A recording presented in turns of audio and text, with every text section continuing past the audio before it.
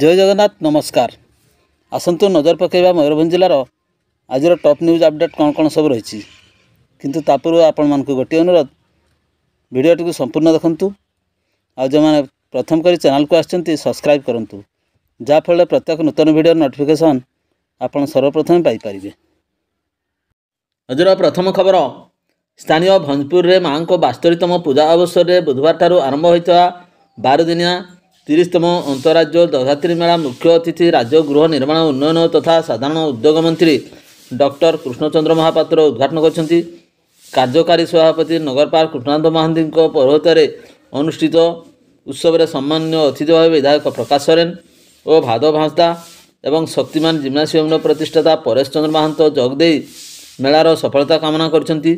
प्रारंभ में मेला अध्यक्ष सानंद मारंडी स्वागत अभिभाषण प्रदान करथिले। मुख्य साधारण संपादक दर्पनारायण पाल, मेला उपाध्यक्ष कलिंग केशरी जेना, सांस्कृतिक संपादक मानस महांती, प्रीतम पंडा और मेला संपादक प्रसन्नजीत महांती प्रमुख अंशग्रहण करथिले। पूजा उपाध्यक्ष ज्ञानेन्द्र प्रसाद दास धन्यवाद अर्पण करथिबा बेले सोमनाथ सिंह मंच परिचालना करथिले। शेष में कुनि कुनि कलाकार मानक द्वारा सांस्कृतिक कार्यक्रम परिवेषण करा जायतिला। एथर मेलारे नेपालर जानकी मंदिर तोरण विशेष आकर्षणीय होइथिबा सहित एही तोरण बाबद को 20 लाख टंका एवं आलोकमाला पाई 8.5 लाख टंका अटकल रही। एही मेलारे जिला राज्य तथा राज्य बाहर 300 रु ऊर्ध्व स्टल अंशग्रहण करुछंती। आगामी 24 तारिख पर्यंत हेबाके थिबा मेलारे प्रति संध्यारे सांस्कृतिक कार्यक्रम परिवेषण करा जिवो। परवर्ती खबर सुकुली ब्लॉक आदिपुर ग्राम रे बुधवार दिन प्राय 10टा समय एक ट्राक्टर हल करने को जाई नदी कांथी चढ़ाऊा बेले ट्राक्टरटी ओलटी पड़ार घटनास्थल चालक आदिपुर ग्रामर जसवंत महांत बयस 45 वर्षकर मृत्यु होता जमापड़ी। खबर पाई घटनास्थल अग्निशम विभाग और रनुआ पुलिस पहुंची मृतदेह उद्धार करते। अग्निशम विभाग गाड़ी में मृतदेह को सुकुली गोष्ठी स्वास्थ्य केन्द्र को अणाई। रनुआ ओआईसी सुमंत कुमार सेठी शव व्यवच्छेद पर करंजिया उपखंड डाक्तखाना को पठाई शव व्यवच्छेद कर परिवार वर्ग को हस्तांतरित करछंती। परवर्ती खबर अपराह्न एक द्रुतगामी बाइक अन्य एक बाइक को शक्त धक्का देवा फल बाइक चालक और तांकर 5 वर्षर झियारी गुरुतर आहत होता बेले भाउजंकर मृत्यु घटी। सूचना मुताबक मरडा ब्लॉक चढ़ई गाँ पंचायत तालगाँ ग्रामर महेश सिंह तांकर WB 34 BP 9574 नंबर विशिष्ट बाइक रे जेमा सिंह 22 वर्ष और 5 वर्ष झियारी को नहीं बुधवार अपराह्न सुलियापदा ब्लॉक रो कष्टा को जाउथिले। अपराह्न प्राय 5टा समय OD 24B 4185 नंबर विशिष्ट बाइक द्रुतगति में आसी सातभाया छक निकट अन्य बाइक को शक्त धक्का देथिला। एहापरे बाइक चालक गाड़ी छाड़ी पलाई जाइथिला। एही धक्कार भाउज जेमा सिंह मृत्यु होता बेले दियर एवं झियारी आहत होते।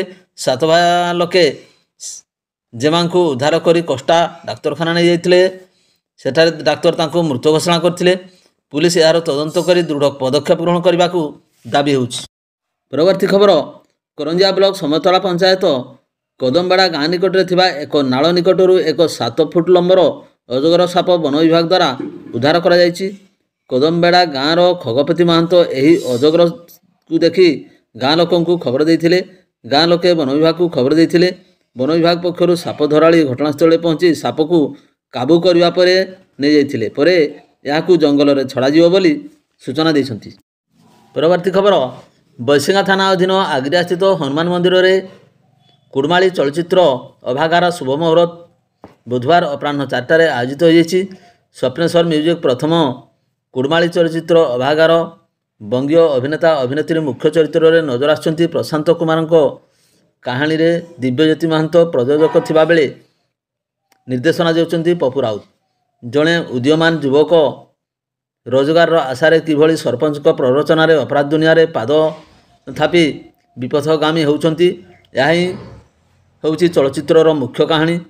शुभंकर संगीत निर्देशना देथिबा बेले यही फिल्म को बेतनडी अंचल विभिन्न स्थान रे शूटिंग होगा देखा मिलता एवं आगामी दिन में बारिपदा एवं पश्चिमबंग में हेबार नहीं आयोजक सूचना प्रदान करछंती।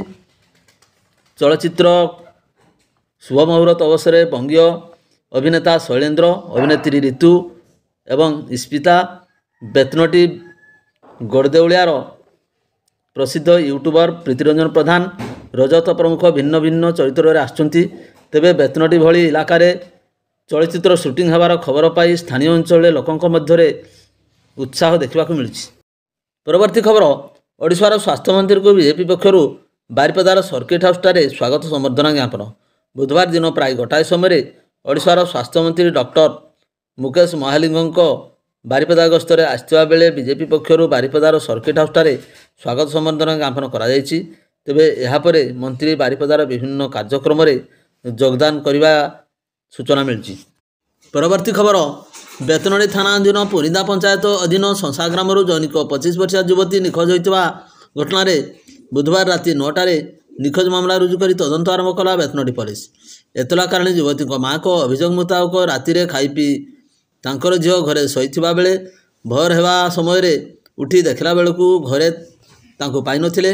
ବିଭିନ୍ନ ସ୍ଥାନରେ ଖୋଜାଖୋଜି କରିଥିଲେ ସୁଦ୍ଧା ତାଙ୍କ ଝିଅ ବାବଦରେ କୌଣସି ଖୋଜ ଖବର ନ ପାଇ ଶେଷରେ ଯୁବତୀଙ୍କ ମା ବେତନଟି ଥାନାର ଦ୍ୱାରସ୍ଥ ହୋଇ ଲିଖିତ ଏତଲା ଦାୟର କରିଥିଲେ।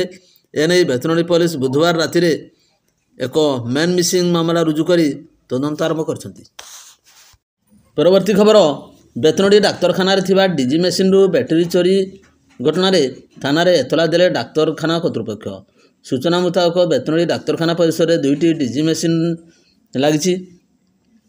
ଲାଇନ୍ ଚାଲିଯିବାରୁ ଡିଜି ମେସିନ୍ ଚଳାଇବାକୁ ସୁରକ୍ଷାକର୍ମୀ ଯାଇଥିଲେ, ମାତ୍ର ଡିଜି ମେସିନ୍ ଷ୍ଟାର୍ଟ ନ ହେବାରୁ ଯାଞ୍ଚ ପରେ ବ୍ୟାଟେରୀ ଚୋରି ହୋଇଥିବା ଦେଖିବାକୁ ପାଇଥିଲେ। ଏନେଇ ଡାକ୍ତରଖାନା କର୍ତ୍ତୃପକ୍ଷ ବେତନଟି ଥାନାରେ ଏତଲା ଦାୟର କରିଛନ୍ତି। ଡାକ୍ତରଖାନା ପକ୍ଷରୁ କରାଯାଇଥିବା ଏତଲା ଦାୟରକୁ କେନ୍ଦ୍ର କରି ବେତନଟି ପୋଲିସ ତଦନ୍ତ ଆରମ୍ଭ କରିଛି। ପରବର୍ତ୍ତୀ ଖବର, ଶୋଷ ଗ୍ରାମରେ ଉଦ୍ୟାନ କୃଷି ସହାୟତାରେ ଆମ୍ବ ରୋପଣ କରାଯାଇଥିବା ଆମ୍ବ ଚାଷକୁ ବୁଲି ଦେଖିଲେ ଅଧିକାରୀ। ଶୋଷ ଗ୍ରାମରେ କୃଷି ଉଦ୍ୟାନ ବିଭାଗ ସହାୟତାରେ ଆମ୍ବ ଚାଷ କରାଯାଇଛି। ଚାଷୀ ଶିବଶଙ୍କର ସାହୁ, ଶ୍ରୀ ସାହୁ ଉଦ୍ୟାନ ବିଭାଗ ସହାୟତାରେ 1.6 ହେକ୍ଟର ଜମିରେ 640 ଗୋଟି F23/24 ବ୍ରିଡ୍ର ଆମ୍ବ ଚାରା ରୋପଣ କରିଛନ୍ତି। ଦିବା 11 ଘଟିକା ସମୟରେ ଏହି ଆମ୍ବ ଚାଷକୁ ବୁଲି ଦେଖିଲେ କୃଷି ଉଦ୍ୟାନ ବିଭାଗର ବରିଷ୍ଠ ଅଧିକାରୀ। ପରବର୍ତ୍ତୀ ଖବର, ସାନବଡ଼ତଳିଆ ଫୁଟବଲ ପଡ଼ିଆରେ ଅନୁଷ୍ଠିତ 2 ଦିନିଆ ବାର୍ଷିକ ଫୁଟବଲ ପ୍ରତିଯୋଗିତାରେ ଯୋଗ ଦେଲେ ବିଜେପିର କାର୍ଯ୍ୟକାରିଣୀ ସଦସ୍ୟ ସୁକୁଦା ମୁର୍ମୁ। ବାଙ୍ଗିରିପୋଷି ନିର୍ବାଚନ ମଣ୍ଡଳୀ ଚାନ୍ଦୁଆ ବ୍ଲକ ସାନବଡ଼ତଳିଆ ଫୁଟବଲ ପଡ଼ିଆରେ 2 ଦିନିଆ ବାର୍ଷିକ ଫୁଟବଲ ପ୍ରତିଯୋଗିତା ଅନୁଷ୍ଠିତ ହୋଇଯାଇଛି। ଏହି ପ୍ରତିଯୋଗିତାରେ ମୁଖ୍ୟ ଅତିଥି ଭାବେ ଦିବା 4 ଘଟିକା ସମୟରେ ଯୋଗ ଦେଲେ ବିଜେପିର ରାଷ୍ଟ୍ରୀୟ କାର୍ଯ୍ୟକାରିଣୀ ସଦସ୍ୟ ସୁକୁଦା ମୁର୍ମୁ। ଶ୍ରୀ ମୁର୍ମୁ ଏହି ପ୍ରତିଯୋଗିତାରେ ଯୋଗଦାନ କରି କ୍ରୀଡ଼ାବିତମାନଙ୍କୁ ଉତ୍ସାହିତ କରିବା ସହିତ ବିଜେତାମାନଙ୍କୁ ପୁରସ୍କାର ବିତରଣ କରିଥିଲେ।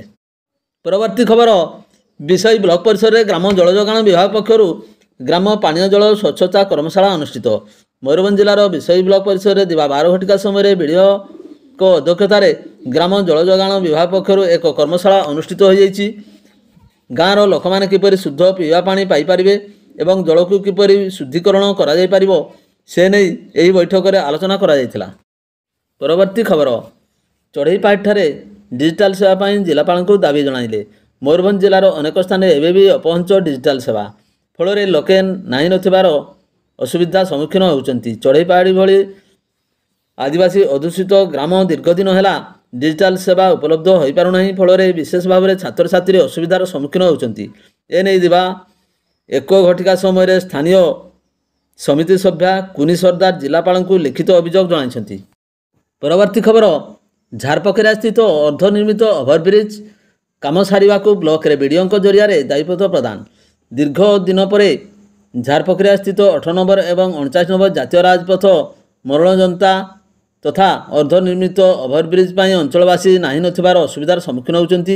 ଦିବା 12 ଘଟିକା ସମୟରେ ସାରସକଣା ବିଜୁ ଜନତା ଦଳ ପକ୍ଷରୁ ସାଧାରଣ ଲୋକମାନଙ୍କର ହିତ ନିମନ୍ତେ ଆସନ୍ତା 22 ତାରିଖ ସୁଦ୍ଧା କାର୍ଯ୍ୟ ଆରମ୍ଭ ନ କଲେ ରାଜରାସ୍ତା ଅବରୋଧ କରାଯିବ ନେଇ ସ୍ଥାନୀୟ ବିଡ଼ିଓଙ୍କ ଜରିଆରେ ମୟୂରଭଞ୍ଜ ଜିଲ୍ଲାପାଳ ଏବଂ ଏସ୍ପିଙ୍କ ଉଦ୍ଦେଶ୍ୟରେ ଏକ ଦାୟିତ୍ୱ ପ୍ରଦାନ କରାଯାଇଛି।